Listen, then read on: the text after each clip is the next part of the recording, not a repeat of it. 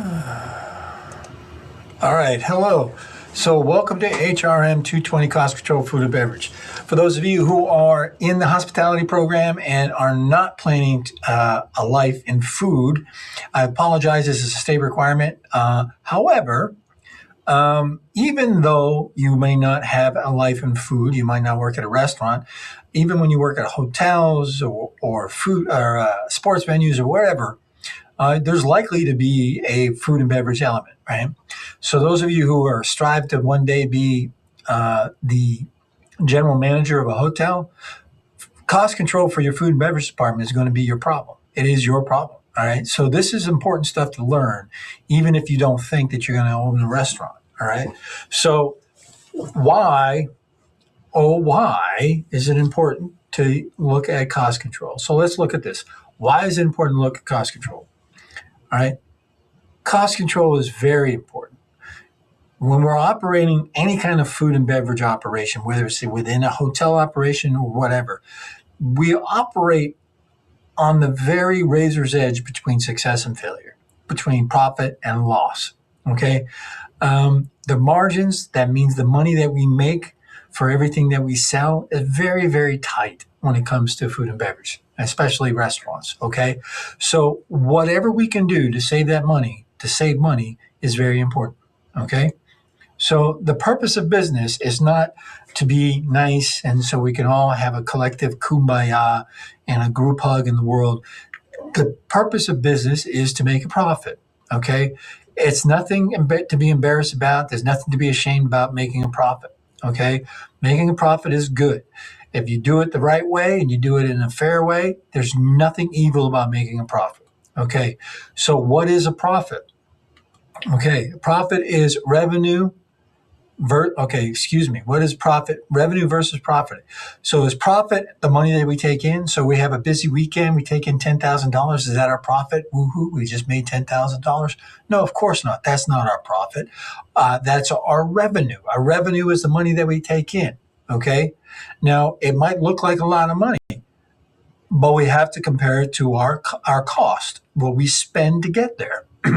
So those of you who've seen me in other classes, those of you who know me before, I always talk about profit, and I always do this right here. Okay. So this is revenue. This is the money we take in, and this is our cost. Anything in between that, anything in between that, our revenue and our cost is profit. So if we have $10,000 we take in and we only spend $8,000, that's $2,000 of profit. But if we spend 9,000, we start getting smaller. If we all of a sudden we're spending 10,000 to get 10,000, we'd have no profit at all. If we spend 11,000 to get 10,000, we have a loss. Okay, so that's the very principles of business right there. We need to operate at a profit, not a loss. Okay, so let's see. 2 ways to increase profit. Okay. 2 ways to increase profit. Notice I'm not saying revenue, I'm saying profit. They are to increase revenue and to reduce costs. Those are the 2 ways. Increase the revenue, increase the cost. So if our cost remains the same, but we want more profit, that means we need to make this go up, right? However, if this remains the same and then this goes down, we still have higher profits. So we're trying to create this gap to be bigger, whether we do it on the top end or on the bottom end. Well, hopefully we're going to do it on both ends. Okay. So that is profit. Okay. So 2 ways to increase revenue is to sell to more customers, right? We have a certain amount of customers, and we want more customers. So we do different things, or just might be the stars online. We have more customers, that increases our revenue. All right. So that's one way. The second way to increase our to increase revenue is to sell more to the customers you have. So let's just say we're going to have the same amount of customers, the same body of customers that we always have. But let's sell them more. Now, when I say sell them more, I mean have them spend more money. Now, we can do that by increasing prices. Not always the best way to do it. Sometimes we can do that by suggested selling. having specials, having something very fancy that we bring in on a temporary basis to entice people to spend more money. Okay, now reducing cost is what this is all about. So now let's get into chapter 1. That was just my overview of the whole purpose of this course. Now I'm going to get into the chapter, managing revenue and expenses. All right, some of this stuff is going to be similar to what we just talked about. I'm going to breeze over when it is. Okay, so the chapter outline, we're going to talk about the professional food service manager, the profit, what is it? And we just talked about that.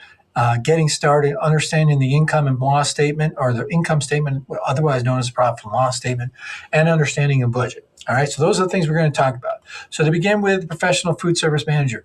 You're a manager, so what? What's your job? Your job is to make sure your people do what they're supposed to do, to be the face of the restaurant, to take care of problems, everything else. None of that matters if you're not making a profit.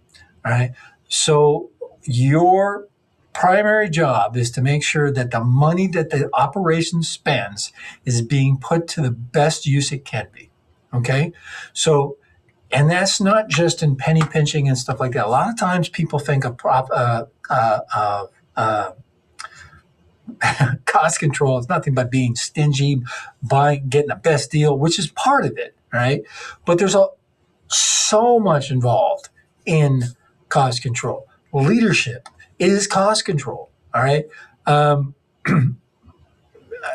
It is cost control. Cost control is leadership. That's more accurate. Supervising, making sure people doing what they're doing, they're supposed to be doing. What else do we pay for besides goods? We pay for labor, right? If someone is just sitting around doing nothing, that's a waste, right? We got to control that cost, right? Now, having somebody there all the time, 40 hours a week, that's an expense that we can deal with, and we're happy to deal with that. We're happy to give them money to make them happy so they can take care of their families and buy the things that they want to buy. But if they're not working, we're not happy to pay them 40 hours a week, okay? So that's leadership, it's supervision, it's making sure things are done right, make sure that your portion control is good, making sure it's not even sometimes of people being lazy or trying to rip you off by stealing time or stealing things. Sometimes it's just not being efficient. Being inefficient costs money. Okay, so we're going to be talking a lot about those things throughout this period of structure, or throughout this course. All right, so profit. This is what I said before. You have revenue minus expenses is your profit. Revenue is the total amount of dollars you take in. Expenses is the total cost for everything that you have to, all the money that goes away. What are some of the costs? And we're going to get big time in detail with this in later chapters. But what are some of the costs? Some of the things are labor, food and beverage, or food, all right? Food costs and labor costs are our two big ones in a restaurant or food service operation. But we also have other costs. We have rent. We have utilities, we have paper goods, we have this, that, and the other thing. Well, there's a lot of different things that we pay for, all right? And we're going to look at a lot of some things, and there's going to be some things that we pay for that you might not even realize, okay? So profit is, again, the amount of dollars left over from our revenue after we pay the bills, okay? So this is a kind of goofy little flow chart, but it actually serves a pretty good purpose. So we have our cash reserves. That's what we start with. We have money. Right? What do we do with money? You have to spend money to make money. You've heard that, right? We have our money, we buy stuff with it. Generally speaking, in the food and beverage business, food and beverage service or a service operation, that purchases are in the form of labor, but also ingredients. Then we take those raw materials. We take those raw materials and we turn them into something. And you'll see that. Let's see if I can get my laser to work. Okay, I don't know if you see this or not, but we have the raw materials and we have a process and we turn that into a finished process. We generate that finished process, give it to our customers. The customers end up being accounts receivable. That means that is money that gets taken in, that we receive. We receive money from providing that service and that product, which is a nice meal. Okay, and then we take that and that money goes back into our cash reserves, and anything that's above our cost goes into our profits. So that's a nice flow chart. So generally speaking, it's you take money in, you buy stuff, You take that stuff and you turn it into more complete stuff. You serve that stuff and you get money for that stuff, and it's a big circle. And anything that's over, all the money that we get that's over that starting cash reserve that we need to buy stuff is our profit. Okay? So moving forward. All right, so the management process, we have planning, organizing, directing, controlling, and evaluating. Planning, what are we going to do? Organizing, okay, if we're going to do this, now we need to say, okay, you're going to do this, you're going to do this, so we're going to do this, how things go.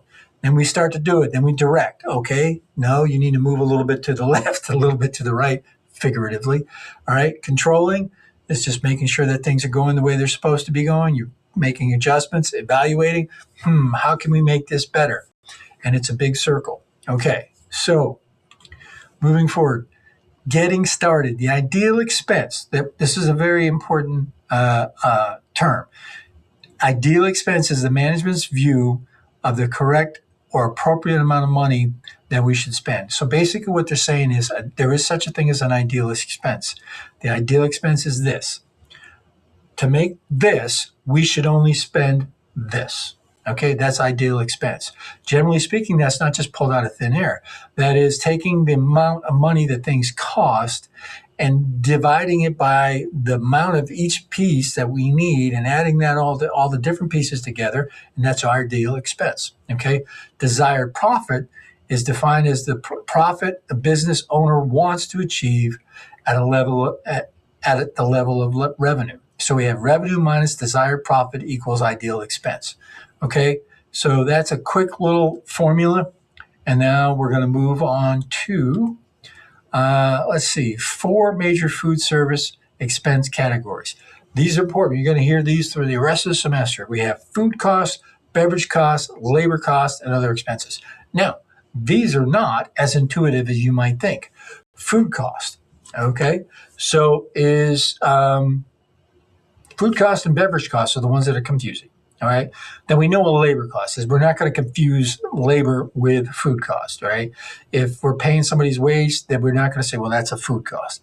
But let's talk about food and beverage. All right.